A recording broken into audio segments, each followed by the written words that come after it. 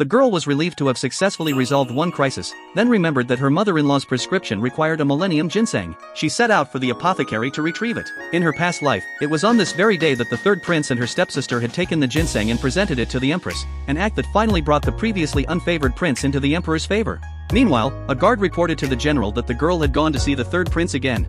Just as the girl obtained the ginseng at the shop, her stepsister and the third prince suddenly appeared, intending to seize it. The stepsister pretended to have the girl's best interests at heart, insisting she knew the girl and the prince were deeply in love. She falsely claimed the prince had fallen ill from longing for the girl, suggesting she had acquired the ginseng for his treatment. The third prince played along, magnanimously stating he wouldn't blame her and instead accused the general of stealing the girl's affections.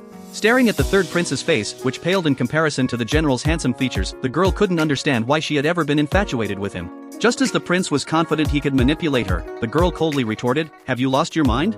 A common cold warrants a millennium ginseng?" With that, she turned to leave. The prince reached out to stop her, but his hand was shoved aside by the general, who had suddenly appeared. The general stared at the girl, turmoil raging in his heart. He was convinced her recent efforts to please him were just a ruse to lower his guard, all while she secretly met her old lover. Without letting her explain, he scooped her up and carried her away. The third prince grew suspicious. Had she discovered he wasn't the one who saved her years ago? Her stepsister sneered, "She's just trying to make you jealous." They immediately began scheming to reclaim the ginseng. The general flung the girl onto the bed, binding her wrists. However, she pleaded her innocence. He turned a deaf ear. He silenced her with a forceful kiss and sternly warned, "Do not let me hear the third prince's name from your lips again."